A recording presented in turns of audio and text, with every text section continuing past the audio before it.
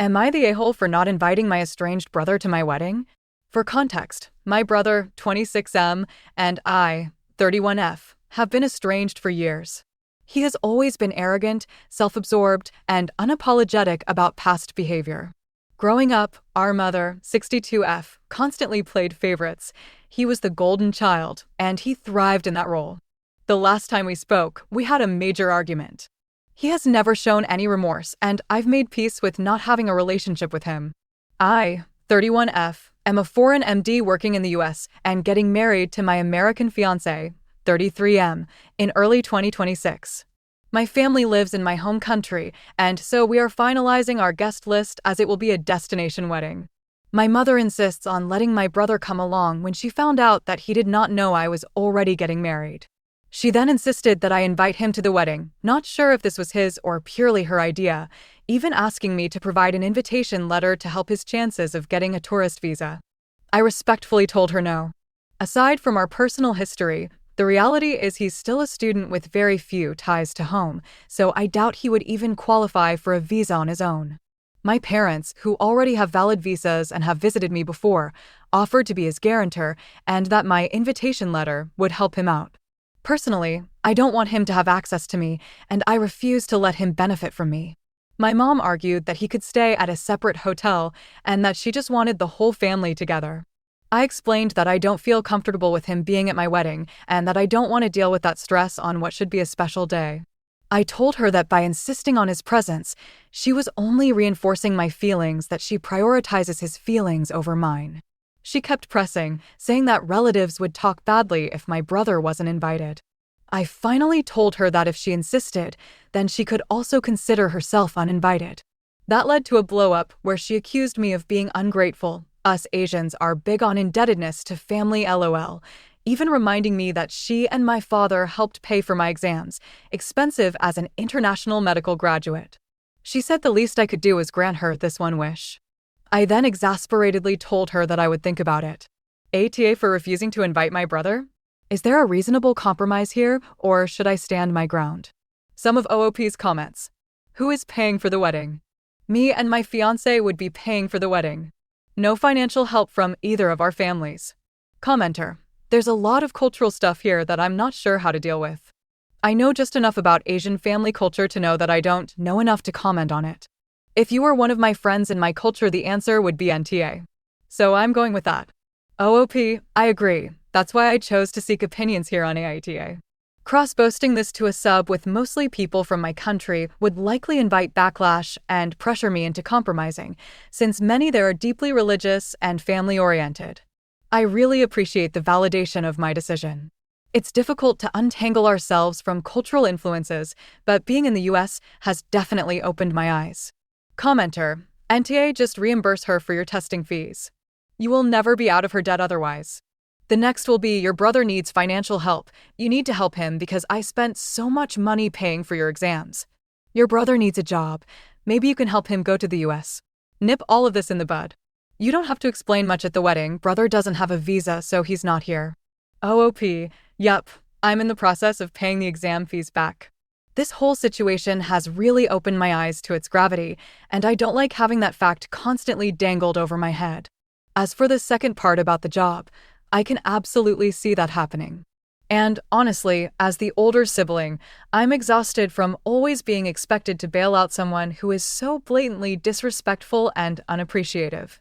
Every single time. Top commenter, no.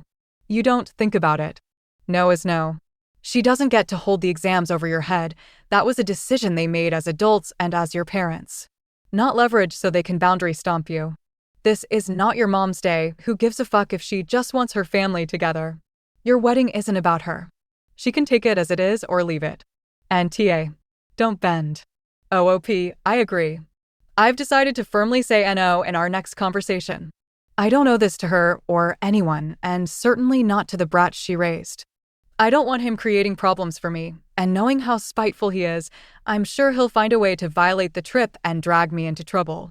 Commenter, NTA. If your brother decides to outstay his visit, your parents, and you might well be on the hook for fines and whatever else the US governments think is a fitting punishment. Any invites you extend in the future would also be looked at with extra sharp eyes. He doesn't care about that, so the answer is no and no again. Too much risk. OOP, I agree. I remember during my application, they asked whether I had family living in the country, and I think they run background checks. A lot of people from my country tend to overstay, and applications can get denied for far less.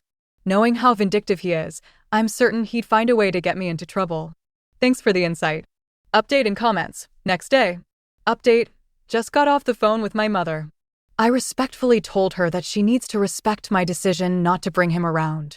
That if he were genuinely interested in reconciliation, he would have reached out himself, not as a grown man hiding behind his mommy. Thank you, by the way, for helping me realize this. I also made it clear that if she was even considering doing something behind my back or trying to spring a nasty surprise on the day off, I would not hesitate to exclude her entirely. To no one's surprise, this was met with a screaming match followed by the classic religious guilt trip. Do you want an awful marriage? How can it be blessed by God if both parents aren't there to give their blessing? Yada yada. Then came the lecture about what I'd tell my future children if their uncle was out of the picture, and of course, the accusation that living in the US has changed my perspective on family. As for my father, I don't think he's aware of all this yet, but I'm sure he'll hear about it soon. Never had an issue with him, though. He's always supported me, even with being NC with my brother. I know he'd disapprove, but ultimately, he would understand. What I expect next is her tried and true stonewalling routine. That's fine, I've seen this pattern countless times.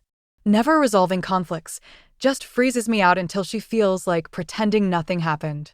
Textbook emotionally immature parent.